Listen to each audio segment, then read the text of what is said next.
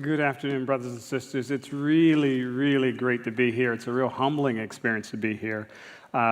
It's a real humbling experience to go this late in the program simply because you've been having such a good time. I've been warned not to mess it up. And so with that in mind, I love this topic, and I'm really grateful to have my family here. I am really grateful to go after Sharon. And let me tell you what I think about women. I think women are the greatest thing on this earth, the greatest beings here. I am grateful that we get to share this planet with them. And what's interesting is that all of us as embryos start off, as women, we're all female first, and then we get pushed into. So women have an ultra-high place in my life, and I am constantly looking up to the women in my life, including my wife and my daughters, my mothers, my sisters, and my dear friends. So women, I love you. Let's talk about the white shirts. So this is the audience participation part of the presentation. So can you tell me what color this Good Missionary shirt is? White. Now, we went to science class. What's on the opposite end of the scale? Black. Okay, so if we were to gradually go through that scale and stop in the middle, what color would we have? Gray, absolutely. Now tell me, what color is his face? Well, if his shirt is white, his face can't be white because they're two totally different colors. And so one of them has to be white. You tell me which one, though. Which one's white? Okay, the shirt. Okay, so what color is his face? Pink. As you gradually darken it, what color does it become? If I embarrass him, it comes red. Yeah, absolutely. But tan, brown, absolutely. He's actually just a lighter shade of brown. My kids say, well, if there were really black and white people, they would have gray babies. Okay? And so, and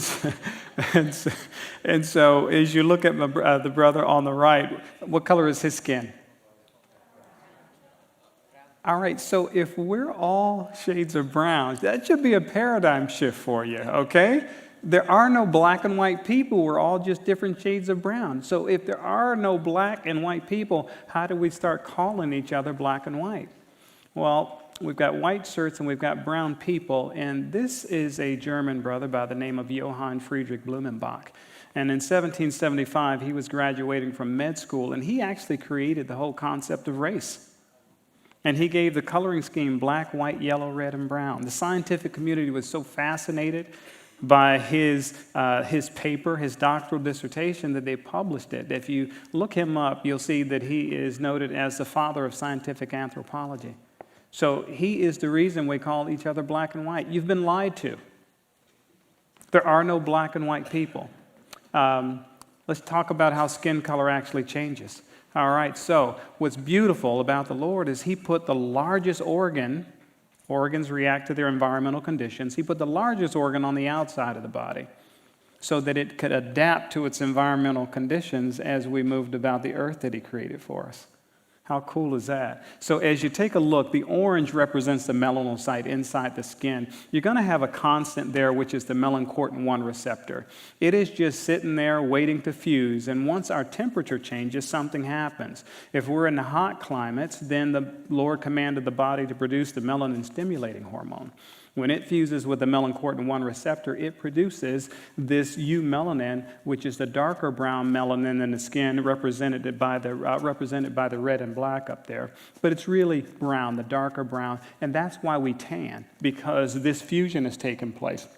When it's really cold outside, like when we moved out of the hot African climate and we start moving into Europe and Scandinavia, well, very little sun, our bodies needed to synthesize and process vitamin D. And so the Lord had to take the natural sunblock down. He did that by causing the body in those conditions to produce the agouti signaling protein. Once the agouti signaling protein fuses with the melanocortin-1 receptor, it produces what's called the pheomelanin, which is the lighter melanin we have in the skin, bringing it down to keep us alive so we can process vitamin D so that we won't die. Seems like a loving God. So, what's interesting about it is if you look at the skin color map, and this is provided by the American Journal of Physical Anthropology, you can see the science and this map and white person. Ever seen anyone look like that? Okay, so if you haven't, then what you have to do is something that's going to be really difficult for you. You have to stop lying. You have to stop using the words black and white relative to man, because there are no black people. Every time you use the term black man, white man, I'm white, I'm black, he's black, I knew a black guy, all my family is white, I don't know why I'm so black. I don't care what it is. Every time you use those terms, you're lying. You're putting a brick of deception on a wall that makes people believe that there's actually something different. All in the human family are alike, 99.99% alike. We're all shades of brown. And every time you see someone with a different complexion, it should make you smile, saying the Lord loved us so much that he put the largest organ on the outside of the body so it would adapt as we moved about the earth. It is one of the signs, one of the greatest signs of the Lord's love for us. So we have to stop using those terms. And as we stop, we can share that message with the world and get them to stop as well. And guess what? You see the walls start coming down. Black and white are walls that divide us. There is no difference. There's a picture of the human family in its glory. Isn't that beautiful?